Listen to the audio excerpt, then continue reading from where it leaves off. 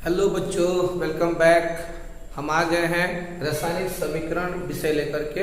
पिछले क्लासेस में हमने रासायनिक अभिक्रिया से संबंधित बता दिया था, वीडियो बना दिया था, हमने आप लोगों को समझा दिया था। अब जो है रासायनिक समीकरण से संबंधित है, यानी कि केमिकल इक्वेशन के बारे में जानना है। तो चलिए शुरू करते हैं। सबसे पहले जानेंगे कि केमिकल इक्वेशन की रासायनिक समीकरण किसे कहते हैं। तो इसको समझने के लिए सबसे पहले हम एक एग्जाम्पल लेते हैं और एग्जाम्पल से ही हम लोग क्या करेंगे, इसके डेफिनेशन को डिफाइन करेंगे। मान लीजिए कि पोटेशियम जो है ऑक्सीजन से रिएक्शन करके पोटेशियम ऑक्साइड K2O बना देता है, ठीक ना। अगर इसको यदि भाषा के तौर पे लिखा जाए तो क्या लिखेंगे कि जब पोटेशियम ऑक्सीजन से रिएक्शन करता है तो पोटेशियम ऑक्साइड बना लेता है, ठीक ना। यानी इस चीज को लिखने के लिए एक लंबी भाषा का प्रयोग करना पड़ेगा, है ना जी।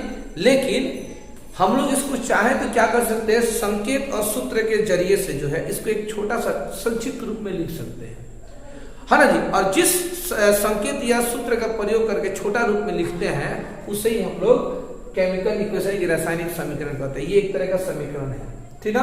तो परिभाषा समझ में आ गया होगा।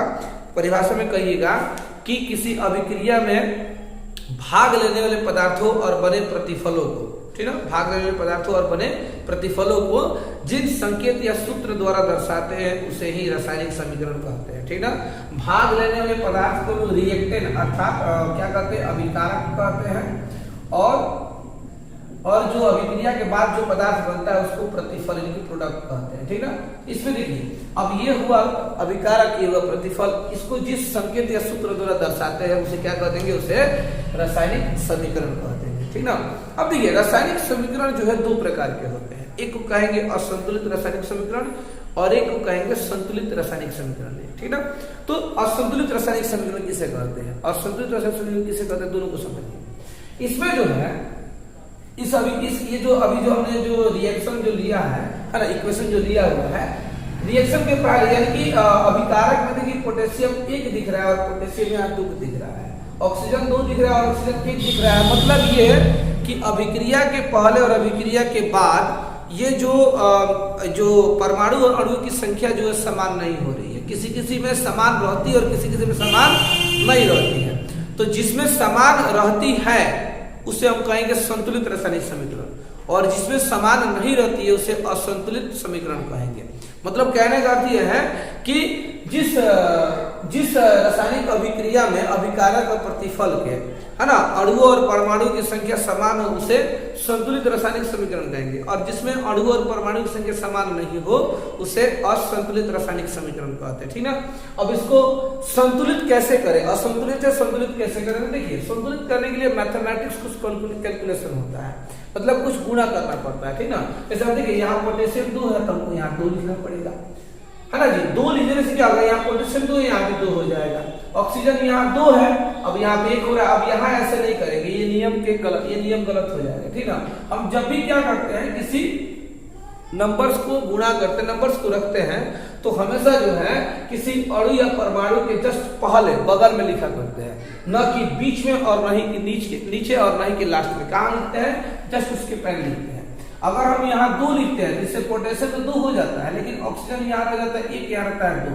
अगर हम यहाँ 2 कर देते हैं तो ऑक्सीजन देखिए 1 है, यहाँ 2 है, गुणा करके 2 तो हो जाएगा ऑक्सीजन, लेकिन उससे पोटेशियम हो जा रहा है 4 और यहाँ पे कितना आ रहा है 2। तो यहाँ पे हमको क्या करना पड़ेगा, 4 करना पड़ेगा, तब जाकर के ये क्या आ जाएगा, ये अब जो है संतुलित कहलाएगा, यानी कि बैलेंस इक्वेशन कहलाएगा, ठीक है, जिससे मतलब बराबर हो जाए। इसमें से एक और एग्जांपल ले सकते हैं, Na को यदि ऑक्सीजन से अभिक्रिया कराएंगे तो Na2O बन जाएगा।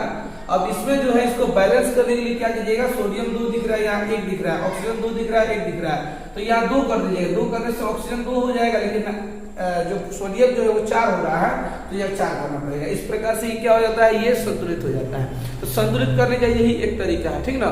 ऐसे हम क्या कर सकते हैं कि किसी भी केमिकल रिएक्शन को हम क्या कर सकते हैं, बैलेंस कर सकते हैं, ठीक ना। और कोई तो ऑलरेडी क्या होता है, बैलेंस ही होता है, ठीक है। जैसे कि देख लीजिए CaO ले लेते हैं और CO2 ले लेते हैं, ऑक्सीजन रिएक्शन करेगा तो CaCO3 हो जाएगा। अब जरा इस रिएक्शन को देखिए, कैल्शियम 1 दिख रहा है, कैल्शियम में दिया कार्बन 1, कार्बन है, ऑक्सीजन यहाँ पे देखिए 3 दिख रहा है, यहाँ पे देखिए 2 और 1 मिलकर 3। ये तो बैलेंस ही, इसको बैलेंस करने की कोई जरूरत ही नहीं है। तो ये इसको हम लोग क्या कर देंगे, ऑलरेडी इसको बैलेंस इक्वेशन ही कर देंगे। तो यानी कि इक्वेशन दो तरह का हो जाता है, केमिकल इक्वेशन दो तरह का, कौन कौन, एक बैलेंस और एक अनबैलेंस। क्योंकि बैलेंस किसको कहते हैं, जिसमें कि इलेक्ट्रॉन यानी कि अभिकारक और प्रतिफल के अणु और परमाणु की संख्या समान हो, एक वो जिसमें समान नहीं हो। तो समान नहीं हो तो समान करने का हमने तरीका बता दिया, ठीक ना। अच्छा, अब इसके बाद क्या आएगा, इसके बाद आप लोग हम नेक्स्ट वीडियो में बनाने वाले हैं कि रासायनिक समीकरण की केमिकल इक्वेशंस क्या से हमको क्या क्या सूचनाएं मिलती है, ये मिलेगा। फिर इससे हमको ये पता चलेगा कि लिमिटेशन यानी क्या क्या चीजों की जानकारी हमें नहीं दे पाती है। फिर जानेंगे कि रासायनिक समीकरण में क्या क्या महत्व है। तो इस सब की चर्चा हम लोग नेक्स्ट वीडियो में करेंगे। तो हमेशा वीडियो देखते रहिए और ज्ञान लेते रहिए, ठीक है। आज के लिए बस इतना ही।